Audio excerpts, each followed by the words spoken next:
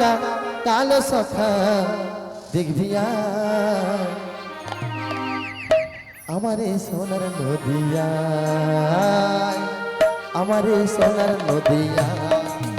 এসেছে ব্রজের বাঁকা, এসেছে ব্রজের বাঁকা কালো সখা দেখবিয়া, এসেছে সোনার নদিয়া, এসেছে সোনার নদিয়া। এসেছে কালো সখা, এসেছে ব্রজের বাঁকা দেখবি আমারে সোনার নদিয়া, আমারে সোনার নদিয়া। এসেছে ব্রজের বাঁকা, এসেছে ব্রজের বাঁকা কালো সখা দেখবিয়া, এসেছে সোনার নদিয়া, এসেছে সোনার নদিয়া। ও তার রং ফিরেছে, ঢং ফিরেছে,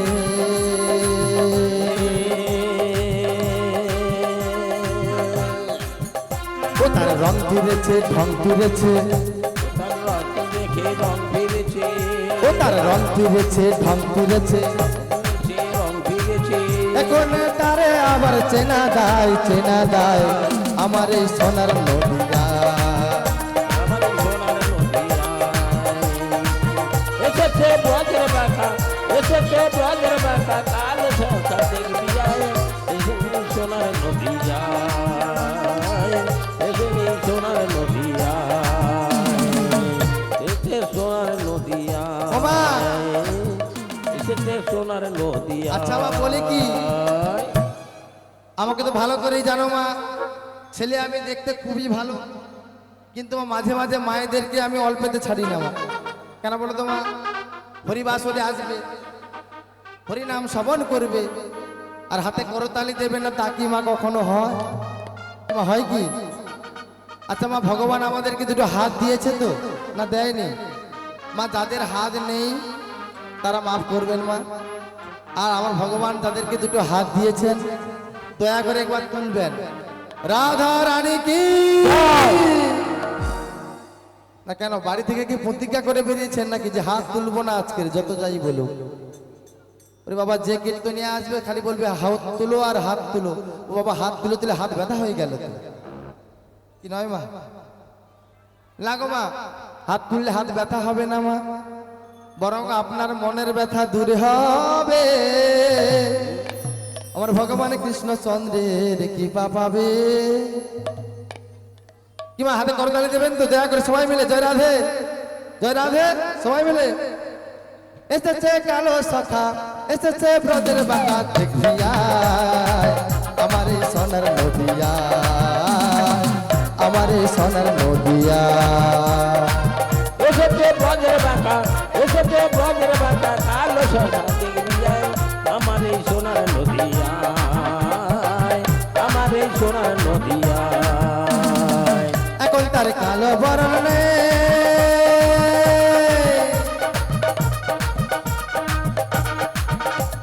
গৌর হলো আমাদের ব্রজের কানা,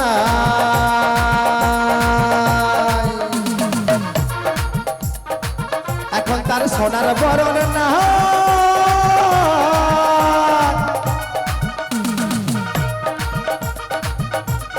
গৌর বরণ হলো আমার ব্রজের কানা।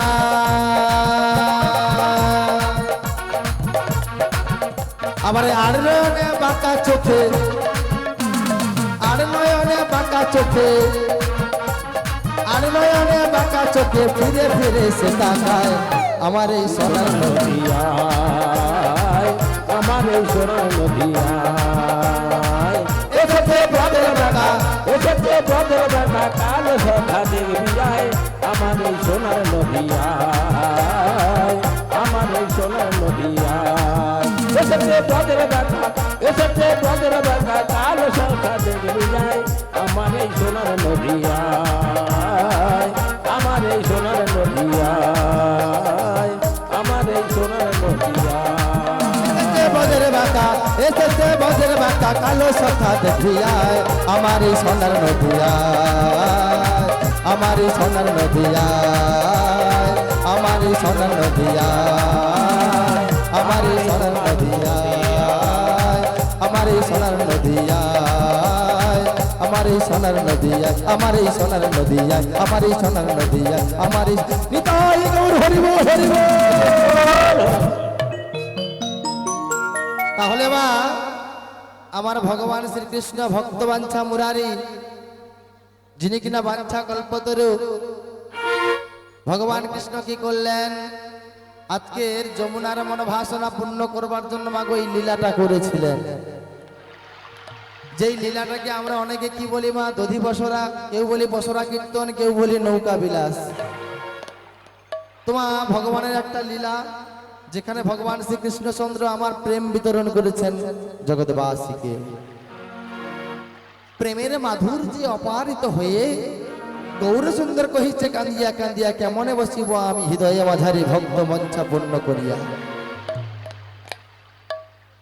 মা এই জগতের প্রেম বলতে ভগবান বুঝিয়েছেন আত্মেন্দ্রিয় প্রীতিবাঞ্ছা ধরে কাম নাম, কৃষ্ণেন্দ্রিয় প্রীতিবাঞ্ছা ধরে প্রেম না। অর্থাৎ আমাদের দৈহিক যে কামনা বাসনা, তাকে আমরা বলি কি মা? কাম।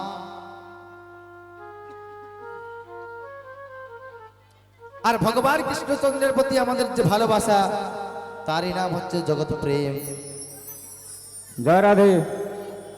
এখনই আমাদের একটা পয়েন্ট উঠে গেছে, যারা যারা এসছেন প্রসাদ সেবা নেননি তারা আগে প্রসাদ সেবা নিয়ে আসুন, এসে তারপরে এখানে বসে আর নাম শ্রবণ করবেন।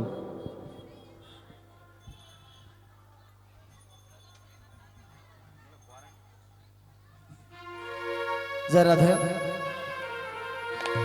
ভগবান আমার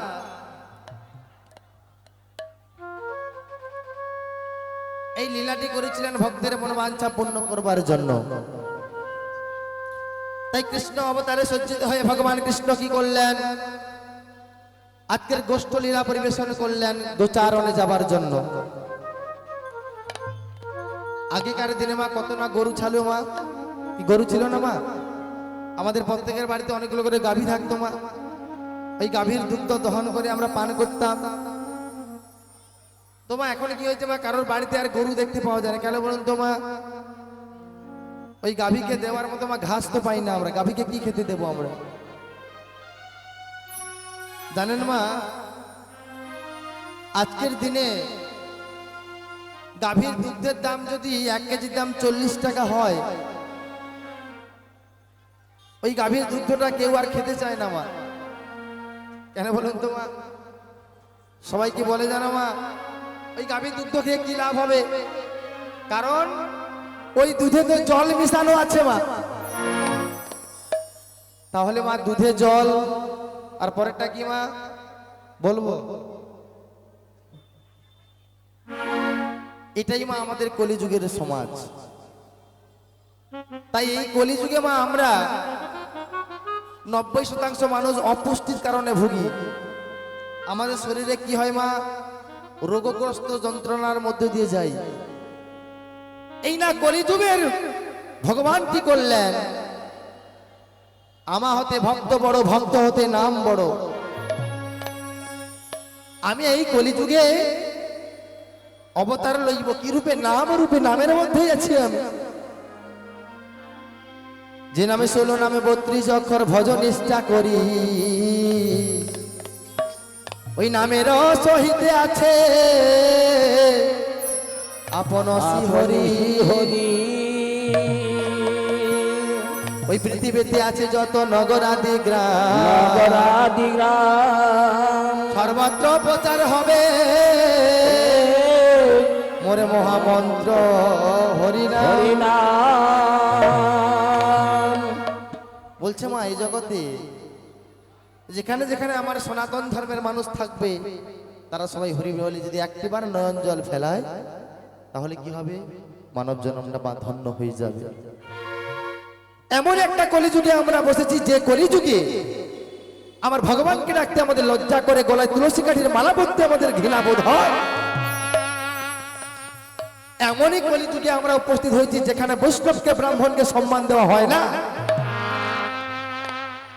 শাস্ত্রে ভগবান বলেছে, বৈষ্ণব নিন্দিয়া যে বা গঙ্গা স্নানে যায়, পতিত পাবনী গঙ্গা ফিরিয়ে আনা চাই। আহিমর বৈষ্ণব গোসাই, কলির জীব উদ্ধারিতে আর কেউ নাই, নিতাই গৌর হরি। যেখানে আমার বৈষ্ণবকে অপরাধ করা হয়, যেখানে আমার বর্ণগুরু বর্ণশ্রেষ্ঠ ব্রাহ্মণ কুলের সম্মান নেই, সেখানে কেমন করে আমার মহাপ্রভু বিরাজ করবে? বৈষ্ণব দেখিয়া যেবা না নয়ায় মাথা, হাড়িরে কোদালে তার কাটা যায় মাথা। বাবা, এই জগতে যারা বৈষ্ণব নিন্দা করেন, যারা বৈষ্ণব সমালোচনা করেন, যারা বৈষ্ণবকে দেখে সম্মান করেন না, তাদের বাবা বৈষ্ণব অপরাধ হয়। যে বৈষ্ণব অপরাধের অপরাধী হলে আমাদেরকে বাঁচবার কোনো উপায় নেই গো মা। চাপাল গোপাল বৈষ্ণব অপরাধ করেছিল বলে সর্বাঙ্গে কুষ্ঠ ব্যাধি হয়েছিল। যে কুষ্ঠ ব্যাধির যন্ত্রণায় আমার মহাপ্রভু শেষ করতে পারল না। শেষ পর্যন্ত চাপাল গোপালের পায়ে ধরে, চাপাল গোপাল শ্রীনিবাসের পায়ে ধরে যখন ক্ষমা চাইল, তখনই চাপাল গোপালের মুক্তি হলো। এই কলিযুগে মা ব্রাহ্মণ বৈষ্ণবকে সম্মান করা হয় না, ধর্মকে সংস্কার করা হয় না। তাহলে মা, যেখানে আমার ধর্মের কোনো সম্মান নাই, আমার ধর্মগুরুর কোনো সম্মান নাই, সেখানে আমরা মুক্তি পাবো কেমন করে? আমার গৌর হরি বলেছেন, আমার পুজো করে আমার সেবা করে কোনো লাভ নেই, যদি বা একবার হরে বললে যত পাবে হরে, যত পাপ হরে। জীবের কি সাধ্য আছে তত পাবে করে, তত পাপ করে। ওই কোটিবার করো যদি নাম সংকীর্তন, তথাপি না মিলে ভাই রে ব্রজের ব্রজেন্দ্র নন্দন। নিতাই গো হরি বল, হরি বল, হরি বল। কি বলছে মা? আপনারা যদি একবার হরে বলেন, আপনাদের দেহে যেটুকু পাপ আছে সব পাপ ধুয়ে চলে যায়। তাই মা, আমার ভগবান কৃষ্ণ কি করলেন? লীলা প্রকাশের জন্য আজকের দাপর নীলায় প্রবিষ্ট হলেন। আর দাপর নীলায় প্রবিষ্ট হয়ে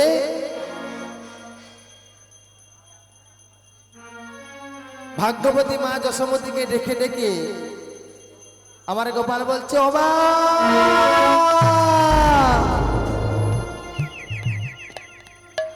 মাগো তুমি আমায় সুন্দর করে সাজিয়ে দাও মা।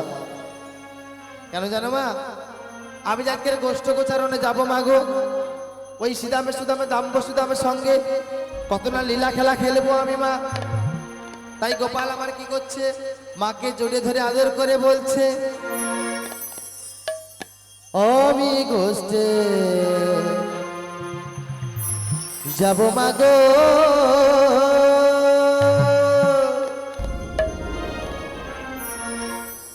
আমি গোষ্ঠে যাব,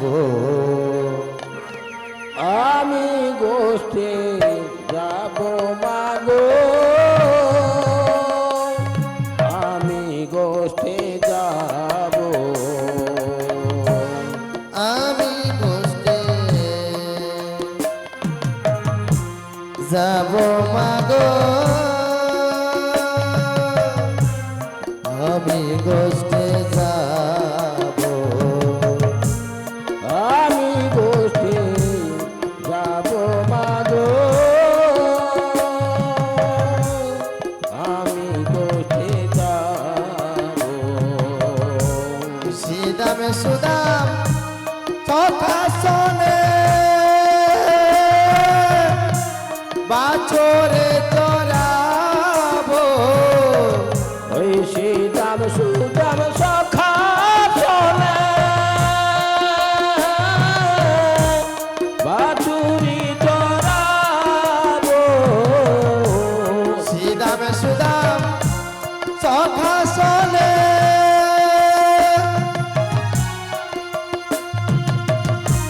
বাছরে চড়াবো ওই সীতাম সুদাম সখা চলে বাছুরি চড়াবো আমি গোষ্ঠী যাব মাগো আমি গোষ্ঠী যাব ওই আমি গোষ্ঠে যাব মাগো আমি গোষ্ঠে যাব আমি গোষ্ঠী যাব মাগো আমি গোষ্ঠী যাব আমি গোষ্ঠে যাব মাগো আমি গোষ্ঠে যাব ওমা জানো মা বেলা যে দুপুর হতে চলেছে গো মা তাই মাগো আমি যে বাসনা করেছি আমি গোষ্ঠী গোচারণে যাব ওই শ্রীদামে সুদামে বসুদামের সঙ্গে কত না লীলা করবো মা তুমি দেরি না করে তুমি আমাকে সুন্দর করে সাজিয়ে দাও তখন ভাগ্যবতী মা যশোদা বলছে এই গোপাল শোন শোন তোকে কেমন করে সাজাবো তুই একটু বলে দে তখন গোপাল বলছে ও মা তুমি কেমন করে আমাকে সাজাবে জানো তাহলে বলছি শোনো মা পরাইয়া দে মা চূড়া ওটি তটে পিত ধরা পরাইয়া দে মাতুরা কোটি তটে পিঠ ধরা পরাইয়া দে মা চূড়া ওটি তটে পিত ধরা পরাইয়া দে মাতুরা কোটি তটে পিঠ ধরা মোহন বাসে রবাসী তাও মদ হাতে আর মোহন বাজের কাশি দাও মোর হাতে মোহন বাসে রবাসী তাও মদ হাতে মোহন বাজের কাশি দাও মোর হাতে আমি গোষ্ঠে যাব মাগো মাগো আমায় সাজায়ে দাও গো আমি গোষ্ঠে যাব মাগো মাগো আমায় সাজায়ে দাও গো করণে নপুরে দাও মাহা বেঁধে মাগো আমায় সাজায়ে দাও গো করণে নপুরে দাও মাহা বেঁধে মাগো আমায় সাজায়ে দাও গো গোষ্ঠে যাবার সময় হলো মাগো আমায় সাজায়ে দাও গো গোষ্ঠে যাবার সময় হলো মাগো আমায় সাজায়ে দাও গো প্রেমানন্দে হরি হরি বলো মাগো আমায় সাজায়ে দাও গো প্রেমানন্দে হরি হরি বলো মাগো আমায় সাজায়ে দাও গো হরি বল হরি বল হরি বল হরি বল হরি বল হরি বল হরি বল জয় রাধে জয় রাধে জয় রাধে জয় রাধে জয় রাধে জয় রাধে জয় রাধে জয় রাধে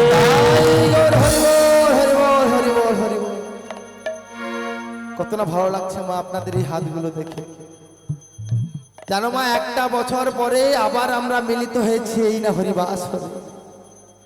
জানি না মা আগের বছর আবার আপনাদের সামনে আসতে পারবো কিনা ভগবান যে বড় নিষ্ঠুর মা কাকে যে কখন এই জগতের মাঝ থেকে তুলে নেবেন তিনি যে ভবপারের কান্ডারি তরি নিয়ে দাঁড়িয়ে আছেন ভবপারের সংসারের ওপারে এই মানব জনম ক্ষণস্থায়ী আজ আছে মা কাল নাই এই না জগতের মাঝারে মা আমি আপনি কত সময় আছি তার কোনো গ্যারান্টি নেই মা তিনি যে কখন আমাদেরকে এই জগৎ থেকে তুলে নেবেন তার চরণ তলে, কখন যে তিনি তার চরণ তলে আমাদেরকে নিয়ে জগতের মায়া থেকে বিদায় দেবে জানি না, আর পাবো কিনা এই মনুষ্য জন্ম। গৌরহরি বললেন, যদি করো ৮০ লক্ষ জনি ভবনে তবে পাবে এই অমূল্য মানব জন্ম।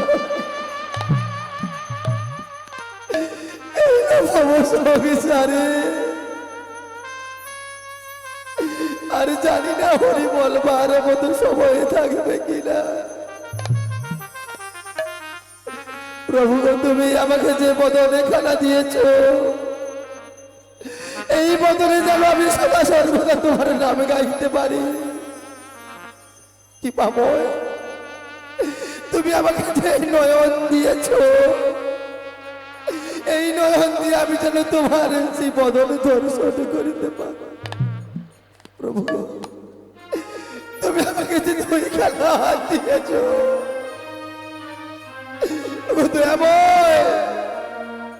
এই হাত দিয়ে তোমার চরণ যেন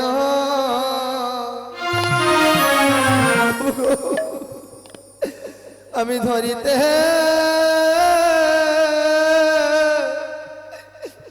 পারি।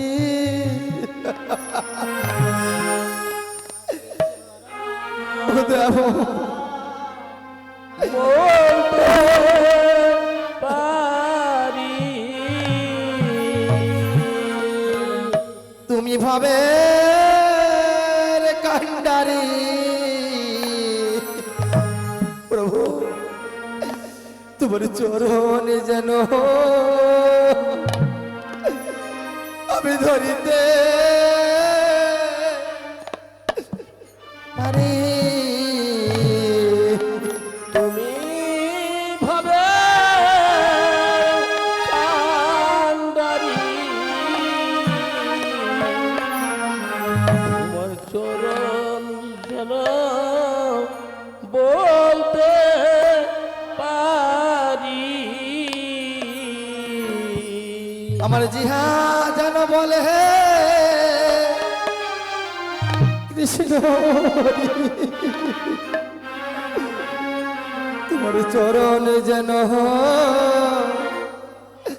আমি ধরিতে